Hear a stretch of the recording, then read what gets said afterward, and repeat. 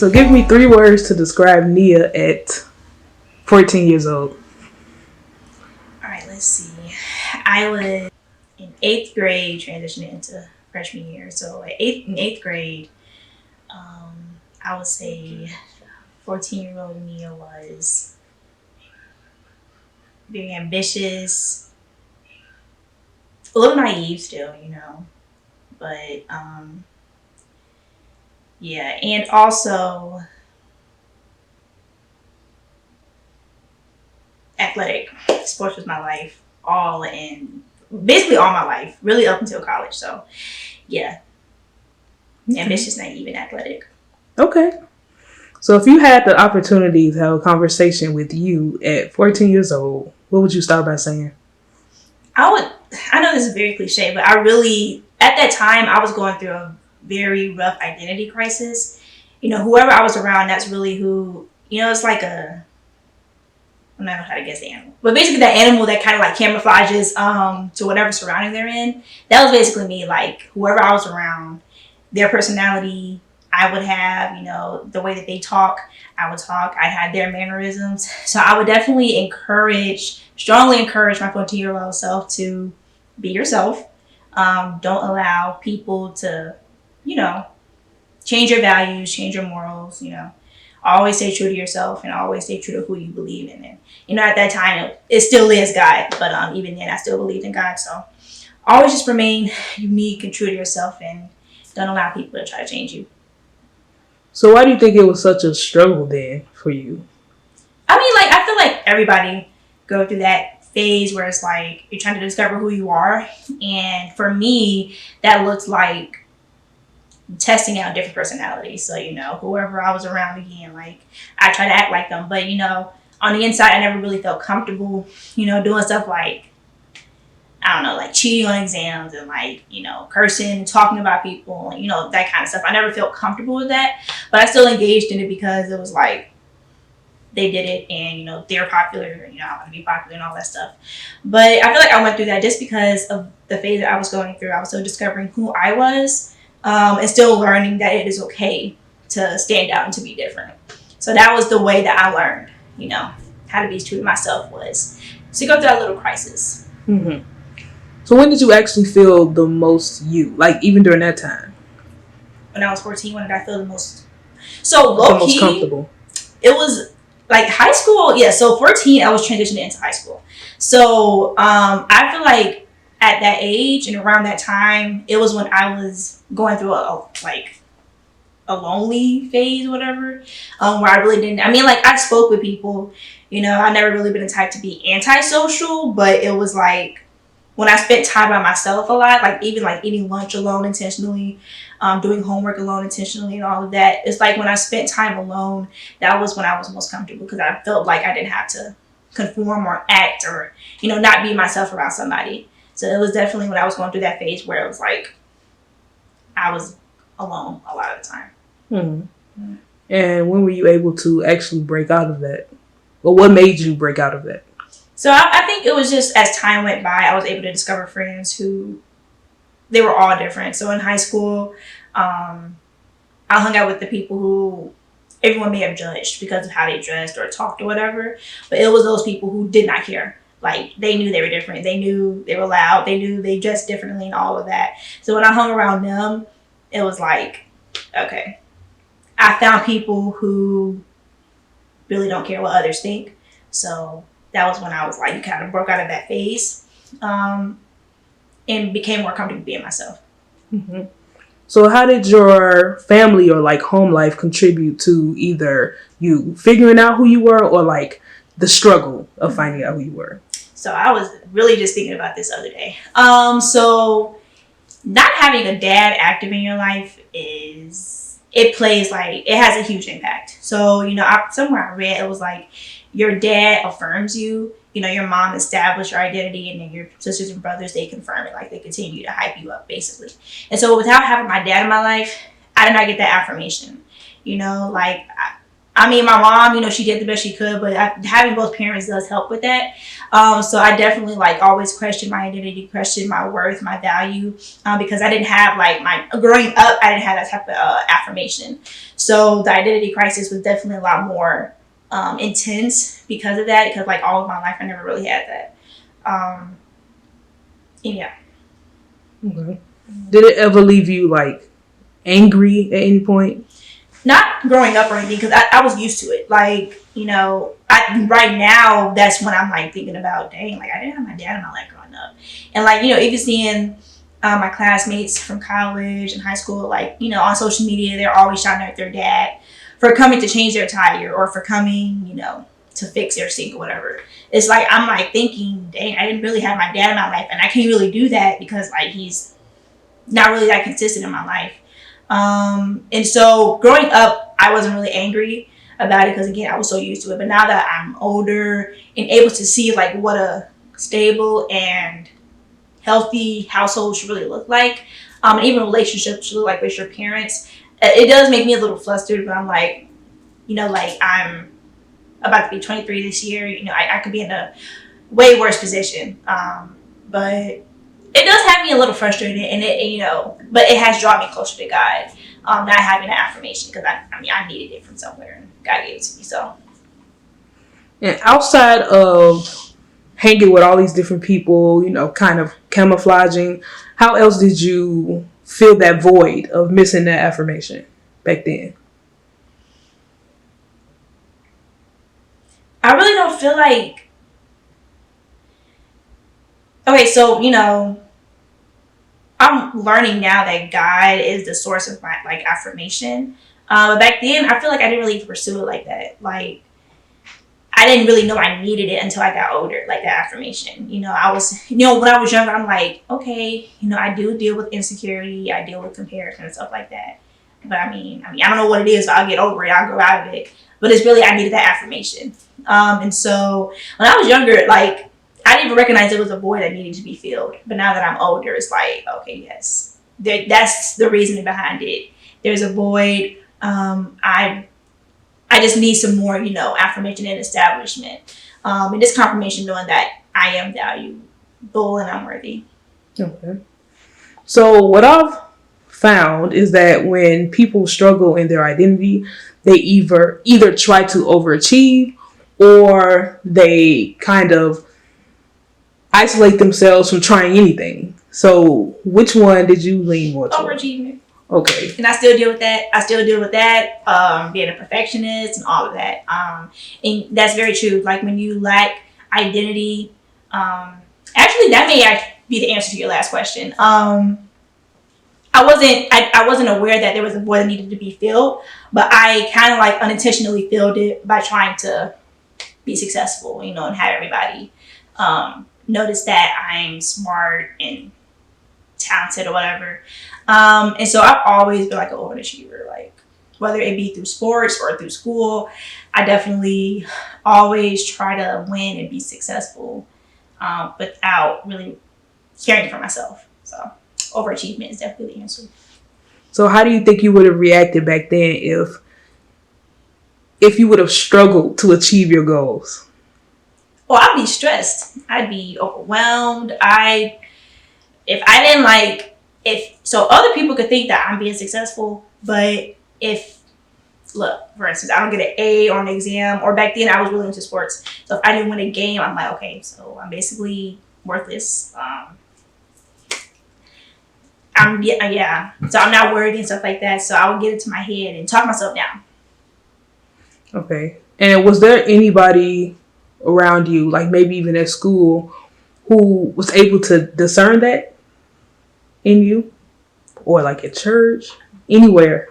I feel like more definitely at church, not at school. Having mentors, they definitely let me know you're too hard on yourself. And even like my friends then at church, they'd be like, you're too hard on yourself. Like, you need to show yourself grace. You need to show yourself some mercy because you're not perfect. And, you're strong, but it's like you don't want to be too strong where you can't, like, give yourself another chance. So it was definitely at church where my friends and mentors, they told me, yeah, like, you need to work on being patient with yourself and pacing yourself, because it's definitely, I wasn't doing it a lot back then. Mhm. And how did such a strong relationship with God during that time, how did that make you different from the people of your environment?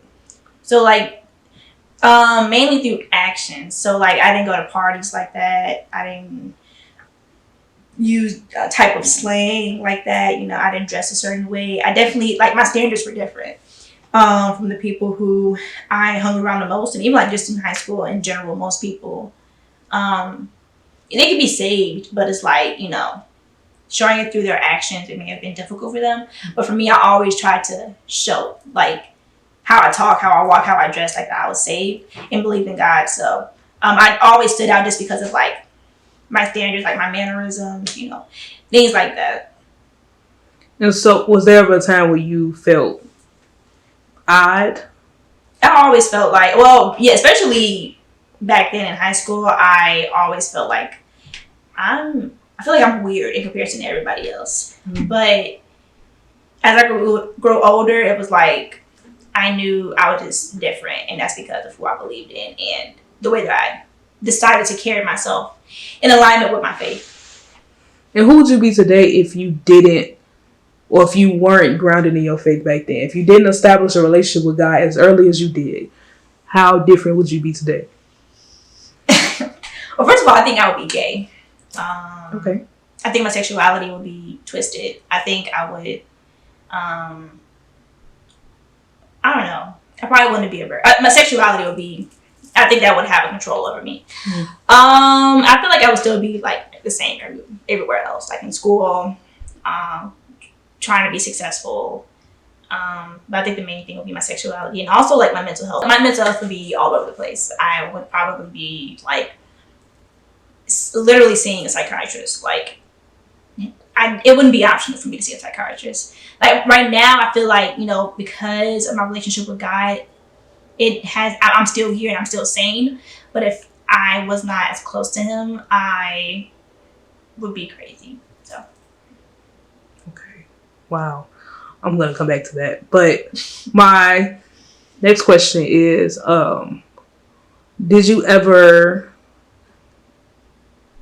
did you even feel different within your own household or within your own family? Yep, absolutely. Like mainly in my household, my mindset, like what I believe, not like faith wise, but just like, yeah, how people should act, how people should think. My mindset was different. And even growing up, I feel like I definitely got into a lot of arguments with my people when I was younger because of the way that I thought and how I would communicate it. Like my communication was off, my delivery was off. But the main cause of those arguments would simply be a disagreement. And it was mainly because of how I always thought differently. I'm trying to see even an example. Like I can't think of an example, but it was just like, it would be basically everyone in my household versus me when it came to like what they thought. So yeah, I always felt like I stood out because of what I thought and how I thought. So did that ever cause you to loathe going home or being home? Like I love my people. I love my mom, my sister, and my brother, and all of them. And I like being around them, but there are definitely times where I have to isolate myself. And get my own space because it can become overwhelming, like being around people who never think like you. So I like being home, but thankfully there were spaces like physical spaces in my home where I can be to myself and spend time with myself, because if not, I would have blown up. Okay. And so back to the mental thing, like why do you believe that if you weren't as close to God, why do you think that you would have had such mental issues? Well, right now I'm still dealing like with things like anxiety and always being overwhelmed and always being stressed. So just thinking about like if I did not have God on my side, I'd be a hot mess mentally. I don't know. I think it has one factor. I'm not blaming it all on this, but one factor is that I'm the youngest and my older brother, so I have like 3 older brothers or 3 older siblings. So my older sister is 6 years older than me. My older brother is 5 years older than me, and another brother I have. He was 1 year older than me, but he doesn't live with us. So just having that gap, I always spend time with myself. I had to like have fun by myself and all of that good stuff. So it's like living in my mind is something I have always done. And so that definitely contributes to always being overwhelmed. I overthink everything. And it's like, it's like I think myself into stress. I think myself into anxiety. And it's because I live in my mind. And yeah. And what breaks you out of that? So a few things. First worship, just spending time with God. And then secondly, I'll like talking to people. Because if I don't talk to people, it's like, again, I'm gonna just live in my mind and think things. So spending time with God and really communicating with people. And if not that, like doing simple things like going on social media or watching a movie or something like that. Trying not to live in my mind. So basically doing anything else but sitting here and thinking. So do you think 14-year-old Nia would be surprised to see where you are or proud now? Okay, I would say both, because when I was 14, I thought I was going to be a professional athlete. My goals have definitely changed, but I've always been ambitious. If I want to do something, I'm going to do it. That's always been my mindset. And so I'm not surprised, because when I put my mind to something, it's going to happen. But it's like also there is another level of surprise, because it's like everything has changed over the last 8 years. And I would say she would be proud. Like, she's doing the thing, there's been like a lot built or stacked against her, but she overcame all of it. So it's like she would definitely be proud. A bit surprised because I'm not at Penn State right now, or graduated from Penn State, playing volleyball, but she would definitely be proud. So, 14-year-old Nia, what was one of the biggest obstacles you feel you were able to overcome back then 14 that showed you your strength at that point?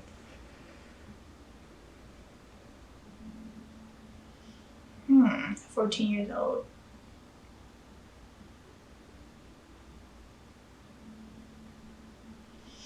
I'm trying to see, because when I was like, this is not me saying my life is perfect, but when I was 14, everything was relatively decent. Like, there was not much for me to overcome at that age.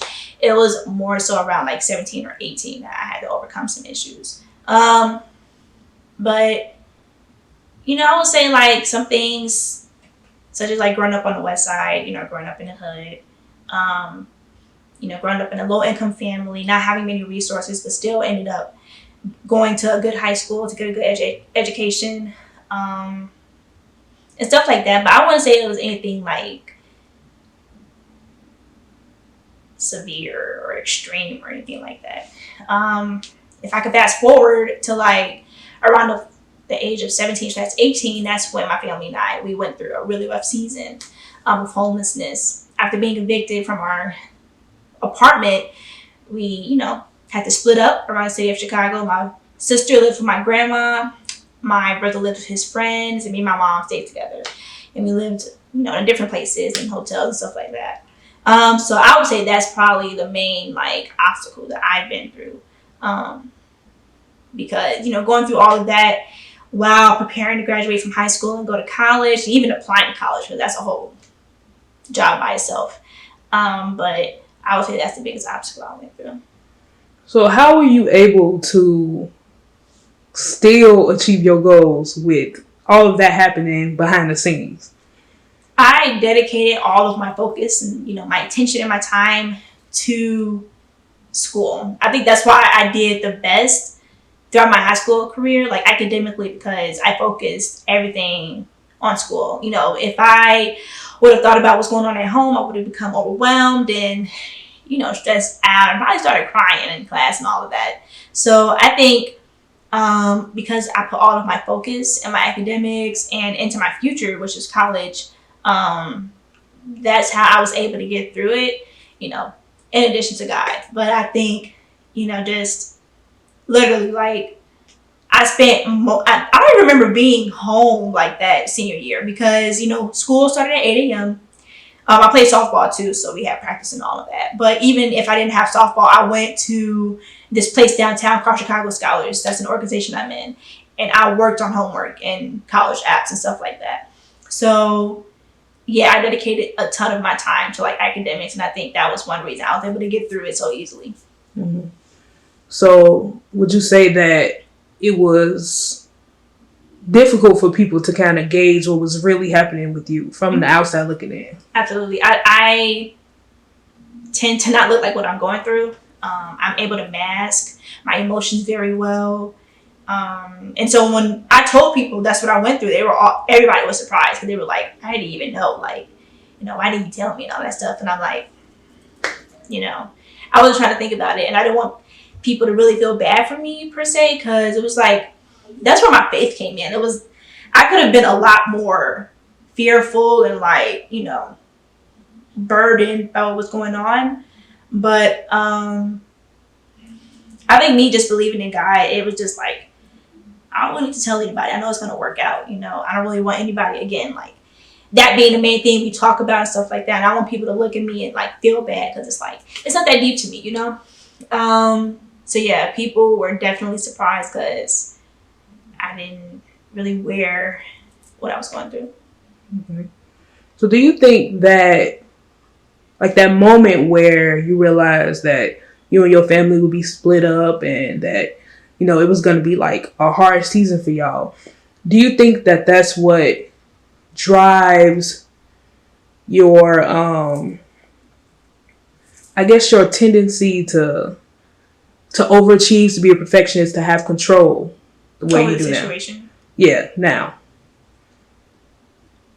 You say, do I think like what like that unexpected thing that happened? Because I don't know if you saw it coming or not, but so do you believe that unexpected thing that happened to you and your family, do you believe that moment drives your sense of perfectionism? Yeah, especially because I don't want to go through that again. I know I'm not, but just having like that security, like with me trying to earn good grades in college so I can get a good job and like not have to worry about that. That's definitely one of the reasons, because I don't want my kids to worry about that. I don't want that to ever happen again. So I definitely do that thing. I do think that drives my ambition and my desire to be successful. Okay. And do you believe that any of that took place, that ever put a strain on your relationship with God? No, I think I became closer to him because of that. Okay. Because he was my source of peace. Like, I couldn't rely on my family because they were all stressed out. Like, and that's not me trying to talk about them, but it for a good reason they were stressed out. We were homeless, But yeah, it was like just trusting in him and relying on him that definitely grew us closer. I believe if I didn't go through that, I don't think my relationship with him would be as strong, because I had no choice but to draw near him. Right. So how would you advise anyone or what advice would you give to anybody who is in a frustrating situation and is tempted to draw far away from God?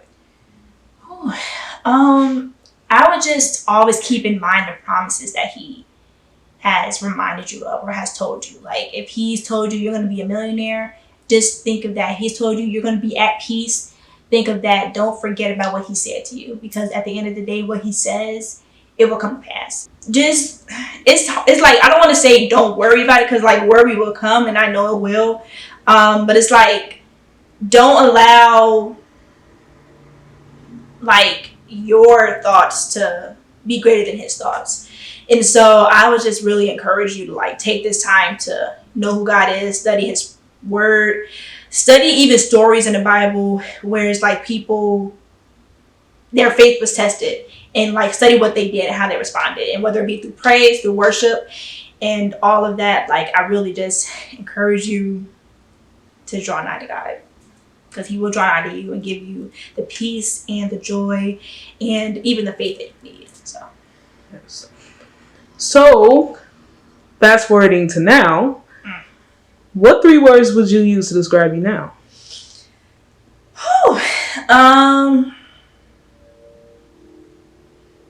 one, I would have to say favored. Two, I would have to say focused. And three, I would have to say evolving. Because I am going through a lot of lessons right now, life lessons. And I believe I'm growing every day. I'm evolving every day. So I won't be the same person that I was today, tomorrow. I'm always constantly evolving. Amen. Well, thank you so much, Nia. Thank you. Wait, you stopped it. You stopped it. Not yet. Oh, just a reminder to please arrest the cops that killed Breonna Taylor.